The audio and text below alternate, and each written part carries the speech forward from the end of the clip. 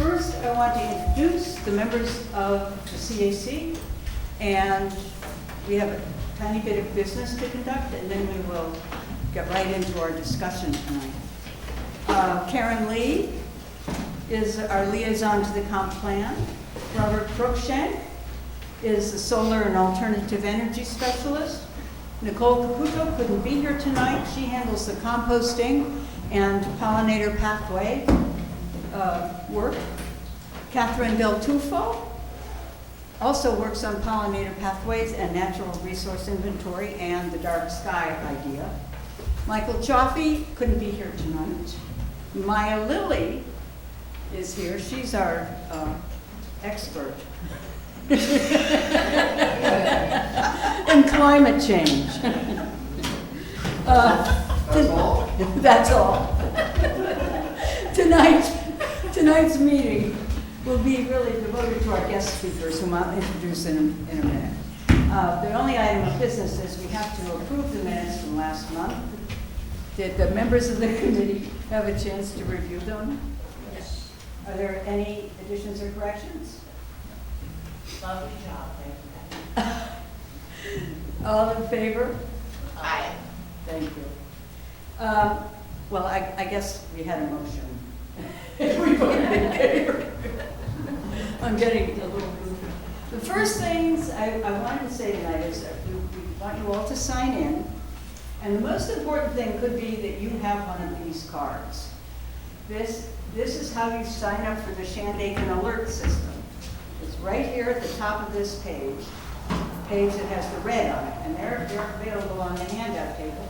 And the Shandaken alert system is a very important aspect of our emergency preparedness. Our next meeting in August has been canceled. So we will not have an August meeting this year for our videographers and others. But we will be back in September.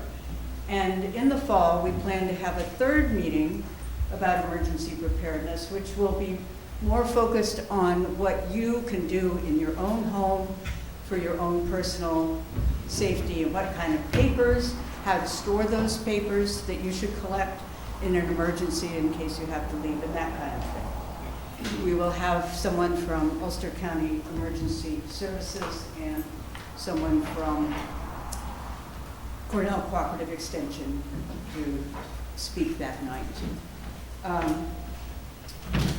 So our meeting tonight is about fire safety, and especially woodland fire. We have a group of speakers here. We have Ryan Trapani from the Catskill Forest Association, Alan Harmon, who is our town fire inspector and building inspector, Cameron Sweeney, who is our Shandaken forest ranger, Brian Perez, who works for the DEC and has had wildland fire training, and is also a member of the Big Indian Company, and Derek Stapleton, who's the chief of the Big Indian Fire Company. And if there are other representatives of other fire companies, because I invited there are 5 companies in Shandaken, are there any other representatives from any of the Pine Hill or Phoenicia Fire? Please stand up. Okay. Well, thanks to all of you for coming. Thanks in advance to our speakers. And why don't you kick us off? Okay. Oh, one more thing. We handed out the index cards. If you want another one, Maya will give it to you, or you can have as many as you like. We'd like to collect the questions and answer them as best we can. I have a quick question with that. On your website, do you have the names of all of these fellows who are speaking? Well, they will appear in the minutes. No, but are the minutes going to be on the website? Yeah, they will be on the website, but we usually Like don't. early September or something? Well, we don't put them on the website until they're approved. Right. And we will be canceling the August meeting. So the So third- if you need those names, I will be happy to give them to you. Or send you a copy of the minutes before they're approved or something. Okay. If there are no further questions, let's get started. Our subject, according to our propaganda, is informal roundtable discussion to learn how you can reduce the risk of damage to your property. So, let's start with Cameron. I want to know about his training and what his involvement in wildland fire is. Is this good? Yeah. Closer? Okay. Very good. I'm Cameron Sweeney. I'm one of the rangers that covers Shandaken. There's a few of us.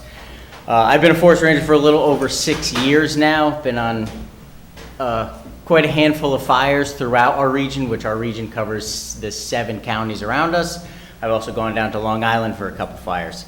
I was under the assumption this was a small roundtable event. This is bigger than I anticipated. So with that being said, more questions and answers, or more questions asked, will help me present what you guys want to hear. I can ramble on, but to start off, does anyone have any questions to kind of guide me into what you guys want to know? The problem with asking questions is that the people who are watching on television or who will watch this recording won't be able to hear the question. So that's why we tried to concentrate them. I will ramble then. We'll repeat it. Or you can repeat it. Okay, all right, that works. I didn't know we were going to be on TV Or the either. questioner can speak into this microphone. There was a question back there, and I'll repeat it. Okay, my question is, what is the risk of a wildfire in Shandaken? Okay, good start. The most fire-prone area of our entire region is the Hudson Valley. Repeat the question. Oh, I already messed up. The question was, what's the likelihood of Shandaken experiencing a large wildfire? And I would say it's fairly low. It's not something I would be overly concerned with, but it's good to prepare. There is a lot of woods, but it is wet out here. The more fire-prone areas that we have in the state are the Hudson Valley region. So areas that are getting a lot of those winds, drying out, the Shawangunk Ridge, those are the areas that have the species involved with those bigger burns. Here we'll have smaller brush fires. I'm sure a lot of the fire department members can talk on how many brush fires they've been on in this area, but they rarely get too large. We had a big one in Denning last year that I think hit around 650 acres. I was not on that. I missed that for the birth of my son. But thank you very much. So the likelihood, I would say it's pretty low, and if anyone wants to correct me on any of this, feel free to chime in. But that being said, doesn't mean it can't happen. The DEC puts out a report every 2 days on average about the fire danger of the areas, and the Catskills are always a step behind anywhere else warming up. So right now, Catskills are in low. Everywhere else is pretty moderate. So like I said, we're a step behind when it starts drying everything out. So, we have a lot of dead ash trees, right? So every winter, you see more and more trees on the ground. So going forward, how much of that is a concern to you? Repeat the question. Yep, okay, thank you. The question was that the ash trees are dying out from emerald ash borer. There's a lot of standing dead trees, and I know you would probably have a lot more to say about that than I would. So do you want to chime in, or? No, go ahead. All right. See how I can mess this up, then correct me. I would say, yeah, there's a lot of standing dead ash, but I don't think there's this crazy amount that as they all die, it's going to take off. It's a cumulative effect, right? They're always dying. Yeah, They're but always getting knocked down. but the density of them, I would say, isn't a cause for concern. Yeah, it's, about 4 to 10%, 4% of the forest is ash. I would think you might be able to speak on this, one of you guys, but the drying time on something large of that debris is quite a long time, right? We call them 1,000-hour 1,000-hour fuels.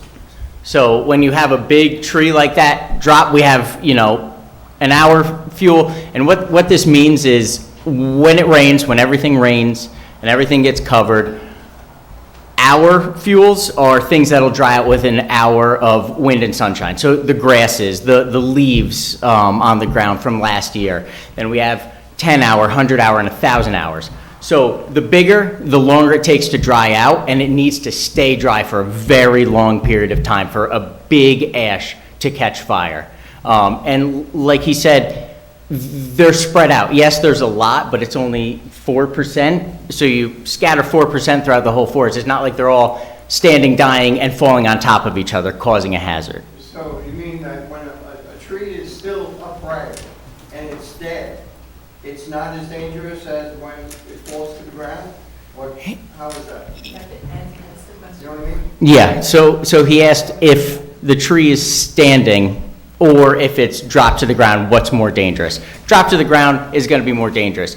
So is your concern like a crown fire, those classic California videos where you see fire sweeping through the crowns? Right. Is extremely rare here. Yeah. Extremely rare here. We do have single torches, so the biggest cause for fires in our area is brush fire or residential burning escaping. And that's why the state enacted the residential burn ban. Does everyone know when that is? Okay, starts in March. Why does it start in March? Does everyone know? Okay, so, yeah, so it's a mix of things. A lot of people think heat, fire, so, summer, the dog days of summer, you go, oh man, I'm worried about fire. That's not quite the case. In spring, the state enacted a residential burn ban, which means you can't go clear up all your brush. Has everyone been out on that first day of spring? You're like, oh, it's beautiful. I'm going to pick up all these sticks that drop from the snowfall, pick up whatever leaves remain. So that's a common occurrence. Everyone decides, hey, I'm going to burn this. Leaves scatter. There's no leaves on the trees, and it's windy. So all of that is drying out last year's leaves on the ground very quickly. And someone burning in their backyard with one gust of wind, one leaf gets away, and now the whole forest floor is covered in leaves and other, debris, litter. That's where it takes off. And then once green out comes, which means once the leaves on the trees come out, the fire danger drops dramatically. That is blocking wind, it's keeping moisture in, it's not letting the sun hit the ground, keeping it nice and shady, and then also that's the time where, the plant life is starting to grow. So that's why the state enacted that burn ban during that time frame. That's the most fire-prone time, especially in this area. Of course, there can be droughts throughout the year. A few years ago, we had a pretty severe drought. We had that Napanock fire, if anyone's familiar with. That was the biggest drought I've seen in a while in regards to fire. There's certain ways we measure it, and there's a measurement called the KDBI ratio, and basically that means how much rain do we need to get out of, a drought? And at that time, it was 8 inches of rain to get out of that drought, which is pretty crazy. So I told you I can really ramble. I lost my train of thought. So yeah, back, I guess this circles all the way back to the ash. Yes, a standing dead tree can burn, absolutely, but that's not going to move crown to crown. That's very rare. That's, you need a specific species and a specific fire pattern for that to happen. Around here, that's not the case. Yes, we'll get a few standing trees that will burn, but a crown fire is a fire that's moving independently of the surface fire, and that doesn't happen here. Yes, an ash tree may torch up, but it's going to drop and fall in most likely area that's already burning. Well, we were on that White House fire that historically burned more area in the Catskill Mountains last year. What we saw on that dead type of material was that it was just harder to put out that tree long-term, 3, 4, 5 days after the significant fire. It didn't help the fire travel. It traveled through the leaf litter and low-lying shrubs, not skipping from large trees to large trees. You just won't get that around here without significant, dangerous levels of dryness, and we'll all know about it because of these burn bans and everything else well before that happens. Yeah, we have, when we have fires and, you know, we declare the fire activity almost out, where it's in patrol status, we're going back. A lot of the times we will get calls to 911 centers, you know, 2 days after the fire because someone sees back in the woods a tree is burning and they go, uh-oh, you know, that's not good. But 50 acres around it has already burned. So if that tree drops, everything's already burnt. So it's not a concern in regards to that. You know, it's a couple standing dead trees that happen at every single fire. Anyone else?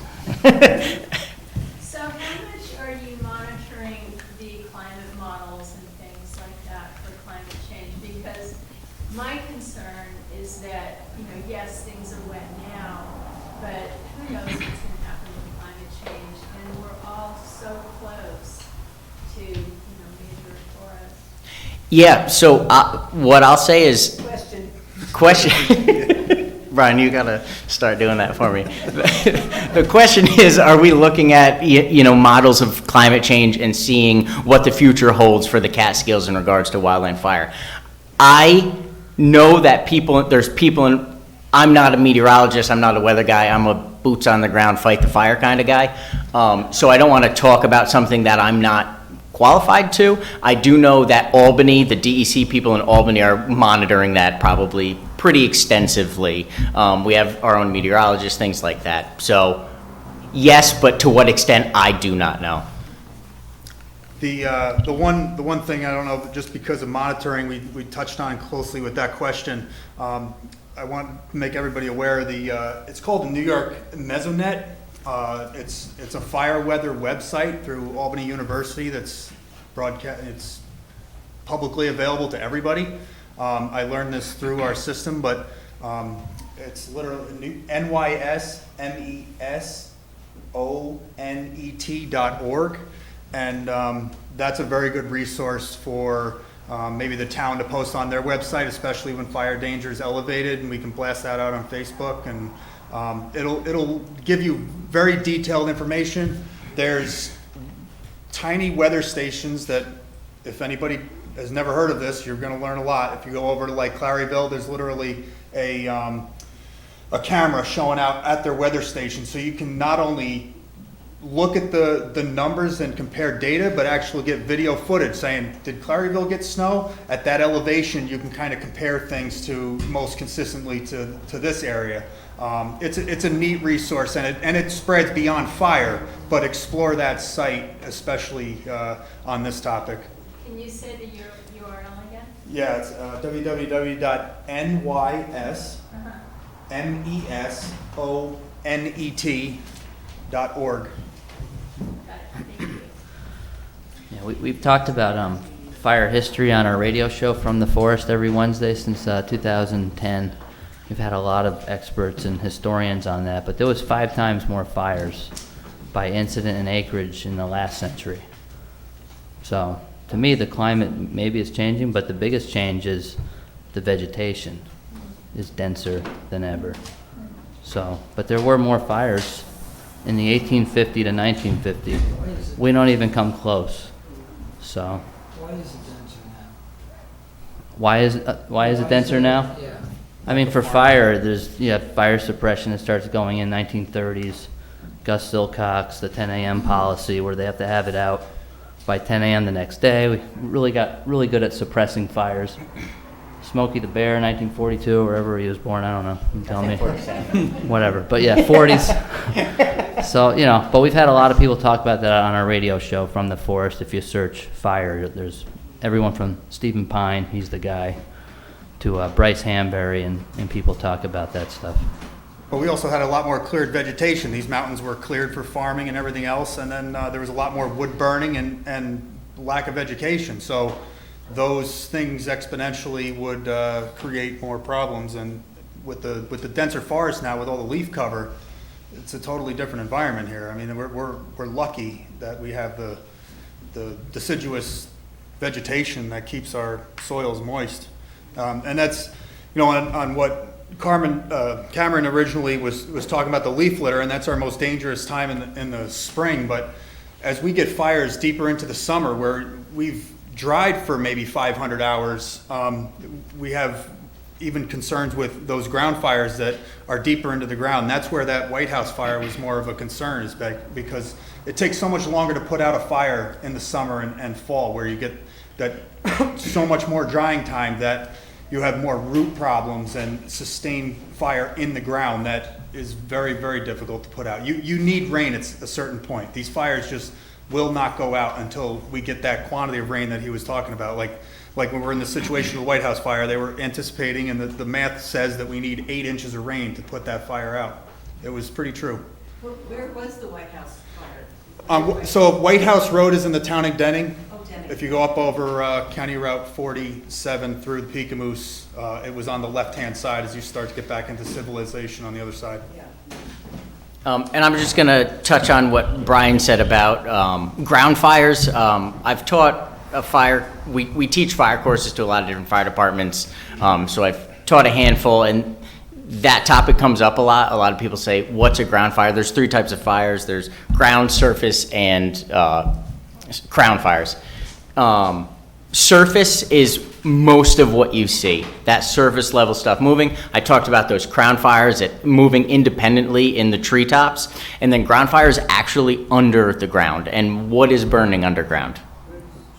Yeah, so it's those layers and layers of what we call duff, that built up organic material. So have you ever dug around and it's all that spongy, last year's leaves, the year before, and it's slowly breaking down as you get down to mineral soil. So that can be a couple inches, that can be out west, it can be 20 feet deep. They can have fires burning underground for years with no smoke, no anything. So those ground fires are, like Brian said, very hard to put out. A lot of the times you don't know where it's burning. We have to go around with the back of our hand and feel the ground, and you go, oh wow, it's real hot right there. Dig it up, pour water into it. So ground fires, that's when we get the really heavy equipment, bulldozers. Manpower isn't going to do much compared to what machinery can when it comes to digging up the ground. Incredible. This has already been so informative. Thank you. Ryan and Alan are more oriented towards property owners, individuals. And Ryan brought 3 handouts: avoiding wildfire damage, a checklist for homeowners, how to prepare your home for wildfires, and prepare and protect your home, are you fire-wise? So these were on the back table. And Ryan, do you want to talk a little bit about that? And then Alan is our town building inspector for fire, and you can tell us what kind of fire hazards you look for when you inspect a property. So, yeah, correct me if I'm wrong, but yeah, 0 to 5 feet is probably the most important part to keep clear. So something that doesn't burn, grass, stone, right around the house. A lot of people don't have that, right? In our area, we have trees overhanging everything, and shrubbery and azaleas and everything else. So really what you want to think about, I think, from seeing that White House fire, I went out and checked that out. One of our members' house was the last house in Peekamoose Road there where that fire was. And coincidentally, I had dumped a tree the fall before, a big oak, and it actually diverted the fire around her garage. She had just moved from California, and I was standing there the fall before, and she's like, you think this place will ever burn? I'm like, no, probably not. So then fast forward to that day, and she's looking at me like, what the hell is going on? You said it wouldn't burn. I was like, it got really dry. So I ate my words, but really what was burning, from what I could see, was the leaves. And she has leaves right next to the house. So leaves aren't usually a big deal, but they can burn your house up. I mean, if they're touching your house, which a lot of you have. Maybe you have a steep slope below your house dropping away. Well, fire likes to run uphill a lot of times. That can be bad. So, or there's a steep hill above your house, like she had, and all the leaves are kind of sloping towards your house.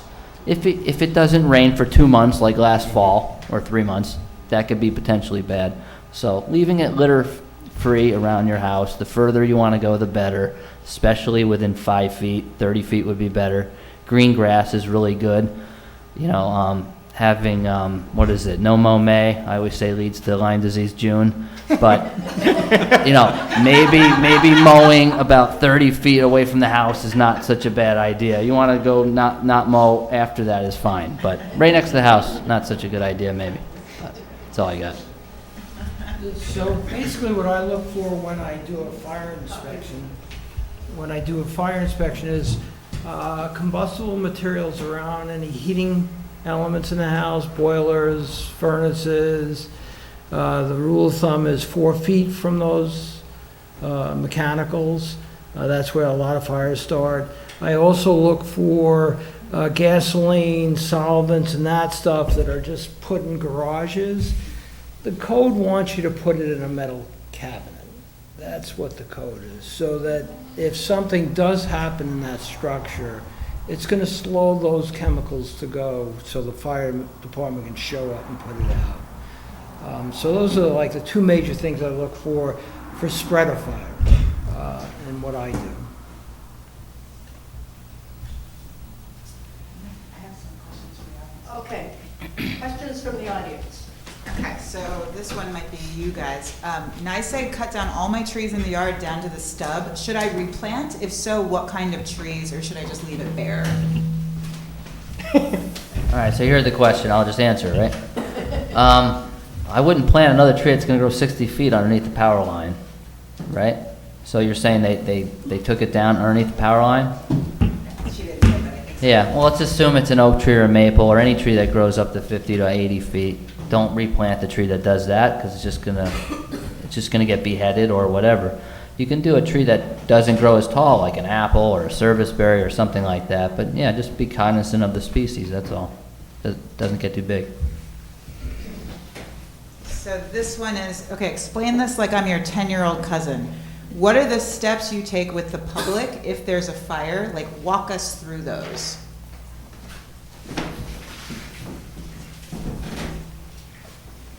Me? Explain it like I'm my 10, okay. I think just real simple. Yeah. So I think I know that you don't have clarification on that question, but how we approach the public when it comes to a burn, is that, I mean, if it's There's going to be unified command amongst the forest rangers who have the most in-depth knowledge of the fire behavior, and there's forest rangers out there that are going to come from all over the place that have more experience than Cameron's 6 years. That we come together and everybody, they're going to work with our local fire departments, the local town supervisors, and unified command is going to establish what the best procedures are, if there's evacuations necessary, additional resources, whether it's air, we call in helicopters or any resources that we need are going to be at our disposal when it gets to that dangerous level. And if we're ever talking about evacuations, there's going to be all of that come together and in place. So it's done like a military operation? Correct. If anybody doesn't know the history of the Wildland Fire Service, and if anybody understands the incident command system, it was invented and created around the wildfire system, because out west these things were getting so chaotic because local fire departments had their jurisdiction, other people had their jurisdiction, and they weren't fighting the fire together. And that incident command system was actually founded and created around the fire service with Wildland Fire, and that's just a good piece of history to understand how this come together and how things will be together if something happens locally. I'm glad Brian was here to save me, because I totally misunderstood what that question asked. I thought it was saying, how do we notify the public? That's not what it was. Thanks, Well, Brian. Our fire, we have a representative from the Phoenicia Fire Company and Big Indian Fire Company. Do you want to say a bit about your involvement with Wildland Fire and what role you play in this unified command system? Just speak into the mic. Huh? You could, if you want, go ahead, go ahead. So, hi, my name is Chris Craig. I'm a captain in Phoenicia Company 1, also a commissioner on the Board of Fire Commissioners there. I was at the White House fire on night 1 on Peak and Moose Road. Our tanker came from Phoenicia all the way out there. It took us about 20 minutes to get there at about 7 miles an hour up the hill. We were there for a couple hours, and finally, the Rangers finally came in and said, all right, we got to get everybody out of here, call it a night. And then they took the night shift, and then the next day, again, we got, a bunch of fire departments got called out again. So basically what happens when you have a brush fire, right? It's going to start out small, obviously. They're going to call for us. We're going to come out and be like, okay, we have to tell county how much is burnt. So once it starts growing, these guys are already on their way. They don't care, they're on their way. But once it starts growing, then it becomes their problem, right? So now they're going to come in. They're going to come in, and it takes them a while to get a crew of guys together because they're coming from all over the place, like Brian said. And we're just there doing whatever we can to get the water around. We do have a lot of resources. We actually have, the Ulster County Sheriffs now have drones with thermal imaging cameras. So we use that at the White House fire. We also used it on Route 42 with the brush fire that happened over there last fall. And it's an amazing tool to have. They were at the White House fire flying over the top too. It's a drone, yeah. They have multiple drones with thermal imaging capabilities, and they come out and they follow the fire for us and tell us which way to go or which way it's starting to move, so we don't have to guess anymore. And it's awesome. It really is. Well, the other thing is we usually have call in a bunch of other fire companies that have UTVs that have little water tanks on the back so that we can get to more remote areas that we can't get with fire trucks. So, and as they say, we coordinate with the drones to figure out where we have to go to help cut it off. I can talk on this now that I understand the question better after hearing everyone talking about it. So as far as our role and what we do when we get to the fire, I would say 95% of brush fires are put out by you guys by the time we get there, which you're like, oh, thank God, it's nothing big. But sometimes the weather and fuel is just right that it's gonna take off. So our role when we get there, any brush fire I go on, especially, it's hard to gauge what an acre is, especially as soon as there's a little hill in the way. The amount of times, and I'm sure you guys have all heard it, you hear a call on the radio and it says a 5-acre brush fire, and you go there and it's 50 feet by 50 feet, and you go, all right, well, that's not quite the same. But the thing I'll always tell the chief or whoever's on scene first, I'm gonna walk it. I'm going to take a GPS unit and I'm going to walk around the fire because until we have eyes on it, we don't know how big it is, what the fuel looks like, what the topography looks like. So that is what we do first. As people are fighting the fire, we'll send a ranger to get a better look at how big it is. That way we can figure out how many resources we need to start calling in. Is it a smaller fire, or is this 5-acre fire 500 acres, but no one could see, the ridge top? So we get that, and that allows us to clue in on the 3 things that we really care about is fuel, weather, and topography. You need to know all those to figure out how you're going to fight the fire.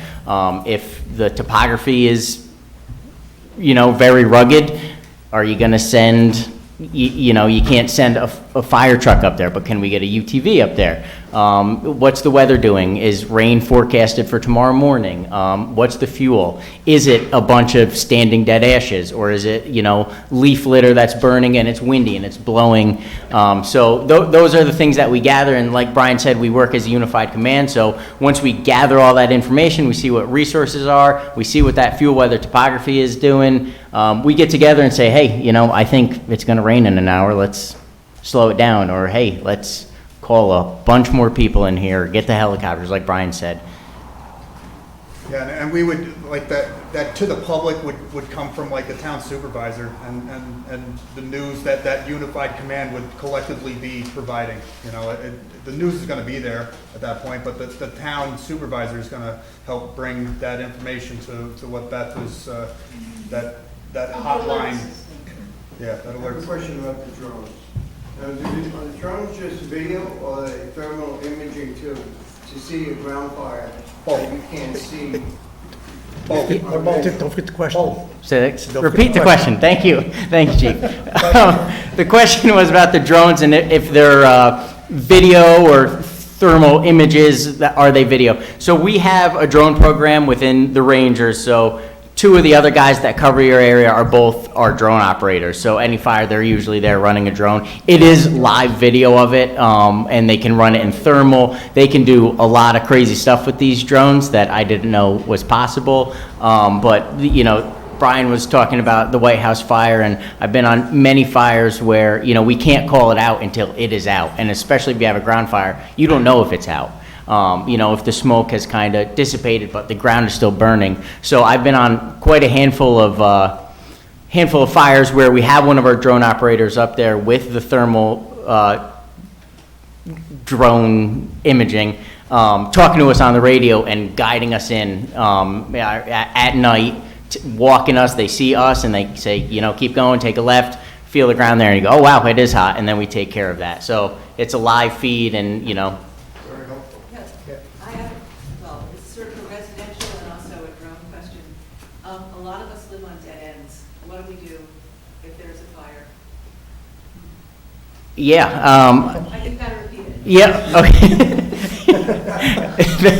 The question was, a lot of residents live on dead-end roads, and what do we do? And what was the question about drone, or is that a part two? Well, I mean, so a drone, someone would put a drone up and you'd see where the fire was coming and we would then be somehow told where to go?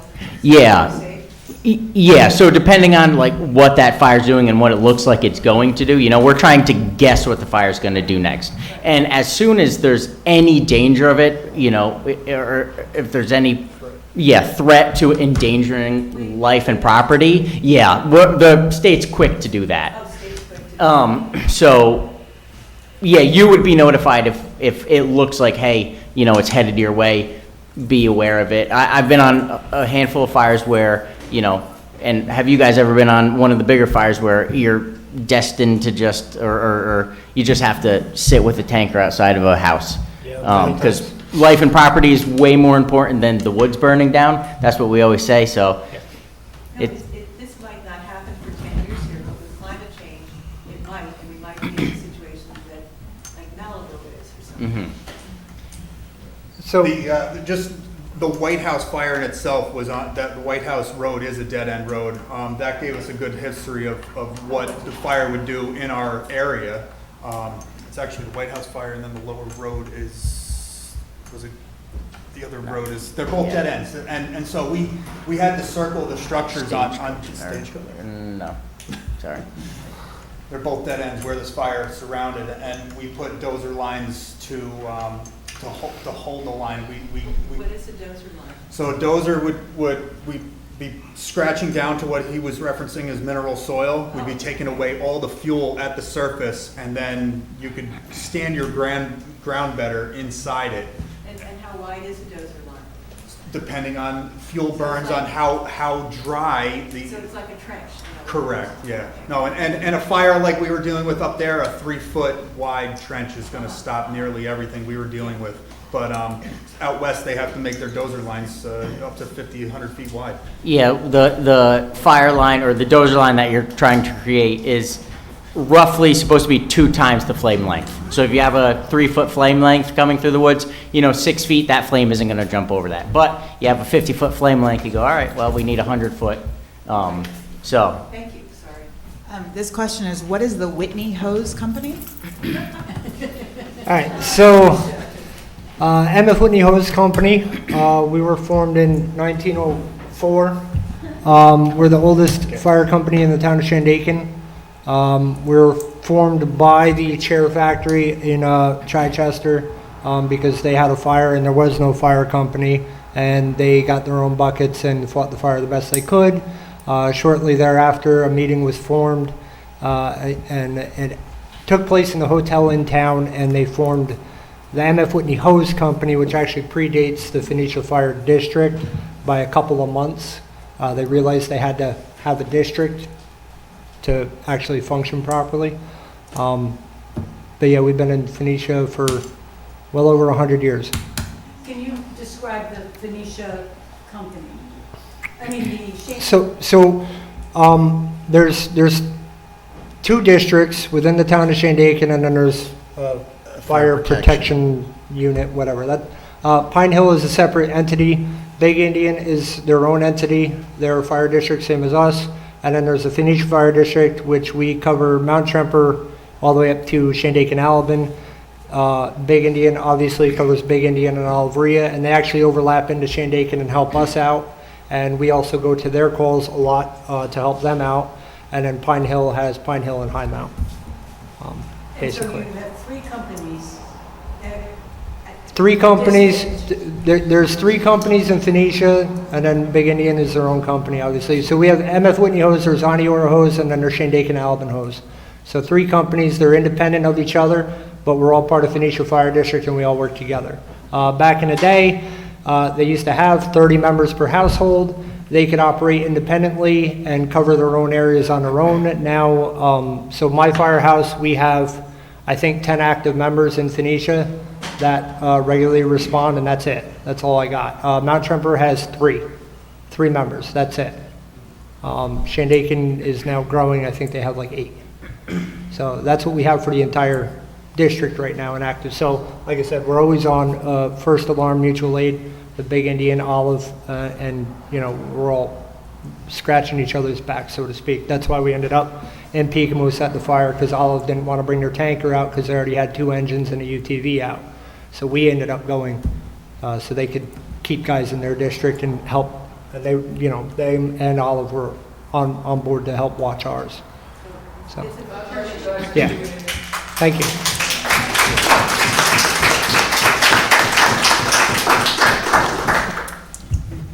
So this question relates to a little bit of what you said. Do we have an emergency communications plan in the event of a major wildfire in the area? I guess that's what I don't know. It Yeah. has a hazard mitigation plan. Say that louder. You said. You said county has a hazard town. mitigation plan? The The town. town is part of that. And the town is part of that. Got it. There is a plan in place. So what It's do on you... the website. It's on the website. The So town website. this question asks, what do you think we are doing well in fire response, and where can we vastly improve? Well, I think the members that are involved deserve all the credit in the world because of how involved most of them have. We don't have too many members that are just a year or two old. Most of the members are, I bet you our average volunteer service would be around 25 years in the town of Shandaken, and that's there's a lot of kudos deserved to our volunteers. Where we're short is finding and keeping new ones. And by the looks of the age of the room, I mean, it's par for the course that we need to invite and keep our kids and teach the importance of this so that the next generation follows us, because that's the scary part. Is we're okay at best right now, and there's some scarier times ahead of us, and that's the concern I see from my standpoint. Both in our firehouse and seeing out into the world. It's countywide. There's problems of retention and just people walking through the door. That's the hardest thing to do, they say, is I only done it once, but to walk through the door the first time and introduce yourself is the hardest part. For anybody watching at home, the numbers are all on the website as well for each of our firehouses. Come down, say hello. Ask what you can do for us. Sometimes it's you might not turn out to be an interior fireman for our local fire departments, but there's a lot you can do to support us so that the 10 active members aren't doing it all. There's a job for everybody. I'm here to tell you, there is a job for everybody. Yep. Yep. Also, the cost of things is also starting to become an issue with trying to keep taxes down, but that's neither here nor there. I'm going to roll these two questions into one. What's the fire risk of downed wires? And how do we get utilities to fix them? And who's responsible for the fire hydrants on the properties? So I can answer for the fire hydrants in either Phoenicia or Pine Hill. Their water district is in charge of those hydrants. You don't have to do anything to them. We don't have to do anything to them. The town doesn't. As for downed wires, yes, they can cause an issue. Normally, I'm going to say probably 90% of the time, it's not that bad. When you are in that dry spell, yes, it can cause a brush fire. We have responded to them. We can't put them out per se, but we can contain them until the power company shows up and turns off the power. Basically, that's what we have to do. The guys out of Fleischmann's and Nice Egg, they are amazing. They show up as fast as they can, whenever they can, and they're 100% professional to the point, and they get the job done quick. So if you ever think like, wow, this is really taking a long time, those guys they're kicking their butts. They're out there in the wind, the rain, the storms, everything, just so we can go home half the time. A lot of times they tell us just go, we got it, and they take over their own traffic control and everything.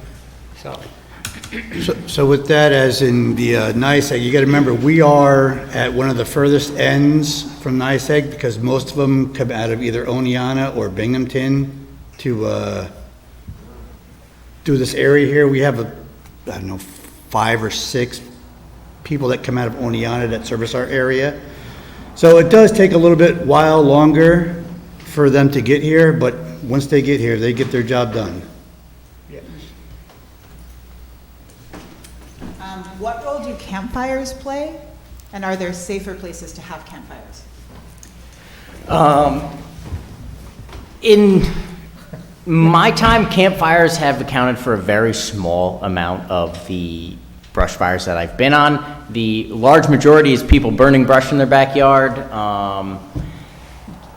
Campfires are still legal during the burn ban. Once again, the state enacted this residential burn ban to stop people from burning all of their brush. Campfires 3 feet by 4 feet, still legal. You need to clear at least 3 feet around it, and what that means is take a rake, clear the area, and why so? That's so if, an ember slops over the ring, it doesn't catch those leaves and then send it into the woods. Yes, campfires can cause it, but it's a little more, it's less frequent than I think a lot of people would imagine. And what was the second part of that question? Is there a safer place to do it? Is there a safer way? Are there safer places to have campfires? Safer places. Don't do it inside for sure. Keep them outside.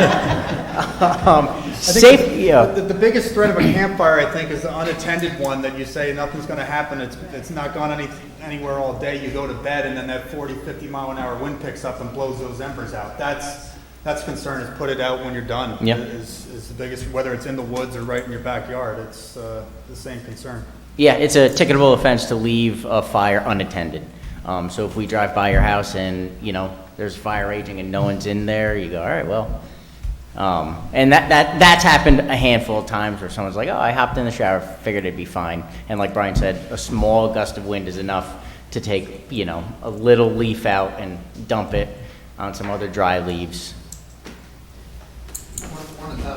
Chuck, step up to the microphone. I don't have to step up. I think everybody can hear me. One of the biggest concerns that we have with regards to wildfires is they start from either dumped ashes from a fireplace, or people put them in a box, in a bag, and set them aside, and the next thing you know, their shed is on fire. So that needs to be a concern that should be addressed. Yeah, we've had a number of fires in our own district where somebody takes their ashes out of the fireplace and doesn't allow them multiple days of cooling before dumping them.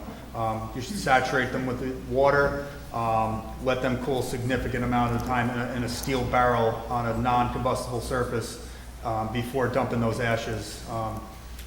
I was too young to be a fireman at the time, but up in Alvaria at the foot of the mountain, that's exactly how it started, and it was the first time I actually saw my first wildfire. Was climbing a pretty steep grade because of dumped ashes, and I'll never do that. So Yeah, help us, that's a very, sometimes not always the first thought of instance of starting a wildfire, but good point. Yeah, and to touch on the campfire thing as well as ash, you know, the rule is don't leave it until it's cold to the touch. So, you know, Smokey says, you know, put water on it, stir it, put more water on it, and then feel it. That being said, when you have a safe way, if you're gonna have a campfire or fire, even if you're burning brush, if you get a burn permit to do so, you need a way to extinguish it. You need to be prepared to extinguish it, whether that your hose is on next to it, whether you have a few 5-gallon pails of water, whether you have a rake around, you have to have something to take care of it. Because a lot of people, it gets away, and it's fairly easy to stop a leaf fire, especially when it's small. A rake is what we do most of our firefighting with in the spring. So having that there is, you want it there, because if you don't, it gets away from you quick, and a lot of people could stop their own fire before, you know, these guys get called. Has the lack of cell service hindered your work? We're used to not having it. In this area here, I mean, any wildfire that we've been dispatched to, we use radios once we get close to it. Cell service is always gonna help and be a gain to us, but, we've lived without it, so it's certainly not something that we're used to. In other areas, I know they come into our area and then, you know, everybody wants to have cell phone service. It would help us. We're just built to not need it in a sense. Yeah, we don't rely on it. It's the same thing, you know, hikers going out with their phone as a map. Yeah. It's like, you know, radios work pretty damn well, darn well, sorry. So there's only a handful of spots in both of our districts where we actually have issues with our radios working, because the county's still on low band system, which is horrible. But we all have high band radios as well, and we can communicate with the rangers. I know for the Phoenicia Fire District, we also have a satellite phone that does work in probably 99% of our district and some of theirs, and it's always available, you know, to us guys. So if we ever have to go up on the mountain or whatever, someone can always carry a satellite phone just in case. We never use it. We just have it just in case, you know. And on bigger incidents where there's a lot of, you know, people involved in fighting the fire, not everyone, you know, not every volunteer that comes to help at our wildfires has access to a radio. So the county has a trailer that's filled with radios that people can sign out if it is an area that you don't have cell coverage, and you need to be able to communicate with everyone for safety. You know, we would never go without communications. This has been so reassuring to me, to get to know all of you and to hear what you do. If there are any further questions? Yes.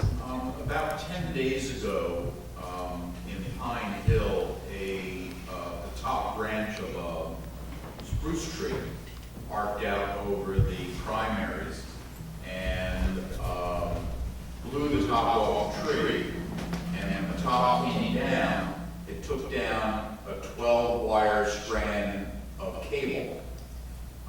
As a result, an entire street lost all of their communications. Cable, any kind of emergency communications, telephone. That lasted for almost 12 hours because they had trouble finding out where the cable had been severed. And there was virtually no way to communicate with the outside world. The transmitter up at High Mount doesn't always make it down into Pine Hill and never makes it into portions of Pine Hill. And I've been trying to find out if there is a radio or a radio system that your average day person could use to communicate in an emergency. There doesn't seem to be one. Wondering if anybody has any ideas. So, go ahead, please. Technically speaking, there is still a channel on the CB radio that you can call for help. But Just a standard CB radio. CB will not transmit outside of Pine Hill. I understand that, but like I said, the county's working on switching out to a newer system, which is going to help us immensely, and then we'll be able to help you more. Big thing is if you can get to the firehouse. I know all my firehouses have a button. I know yours has a button as well because someone came and pushed it. Well, we also have a 911 phone at our firehouse. There's either a phone or a button on the firehouse. If you can get to that firehouse and hit that button, we're coming. If That's you're it. driving down the street and there's no cell service, there's no button. No, the button No, works. there's, Driving So- down the street and you see a fire and you want to report it, there's no cell service, there's no way to report that fire, and you know time is. Someone on the other side is gonna see it. I guarantee you that. So, The cell phone service is gonna help in the town for reporting, for sure. That's not 100%. what the original question was asking. What we do is not having service help us, and we mitigate it the best we can. Having cell phone service is gonna solve a lot of problems for both the public and us. The original question was, how does it affect us? When we were on the White House fire, we literally brought in the state command system. They put up a repeater on top of the mountain and gave us all radios, and we had perfect communication. Yep. It's because of the incident, though. We mitigate those problems because of the incident. Having cell phone service at the White House fire wouldn't have needed all that. There's a repeater in a timeout that theoretically I could connect with, but I can't get the equipment, it's not available. Are you saying just for yourself, like, okay, If I want. you want peace of mind in your, An emergency, right now I can't do it. yes. Go to the firehouse and you hit the button for any emergency and they will come. yep, guaranteed. Okay. Thank you. I think we'll call the meeting to a close. This video will be posted on our town website, and all of you can interact with the members of the representatives of the fire companies and get to know them a little better. And talk to Ryan about, and pick up some of his handouts. Ryan's Catskill Forest Association works with residents. I don't know if you want to say any more about what services you do provide. Yeah, we have 1,100 members throughout the 6 counties of the Catskills, so we cover all Ulster County. We're a private nonprofit, but we can come to your property as a forest consultation. We can look at an individual tree or 100 acres, it doesn't matter. So, Chuck. If I would have the opportunity to say one thing of the utmost importance, is every house has an address. Every house needs to display that address in a place where the fire department, the ambulance, or the UPS driver can find your residence. And that means at nighttime also. I'm on the ambulance squad. You don't know how many times we've passed a residence not realizing we were already there, and it could mean the difference in somebody's life. Every house has an address. If you don't know what it is, check with your post office, but the house needs to be identified with that address. And a huge add-on to that is think about where we're coming from. So where's your closest firehouse, right? So if you have, numbers on your mailbox for the mailman to see when he's coming, right? I'm not talking about the dead-end roads or whatever, but we're coming from the other direction. We have to go past it to see the number. So make sure it's visible, either both sides is huge and not like flat, but out so we can see it. You know, it's technically code that you need to have numbers on your building. You can get fined for that.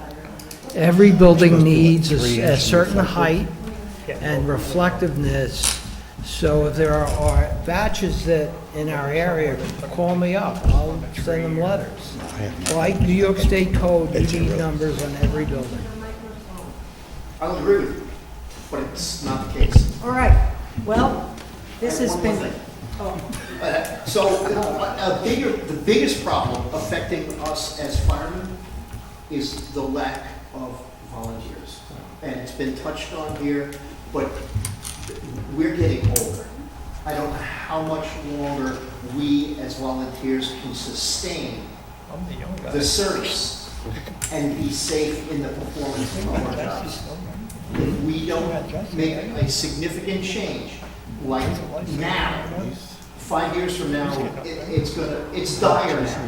5 years from now, we're not gonna be able to do the job. thank you. Thank you all very much for coming, and to our speakers. It's been excellent, very informative.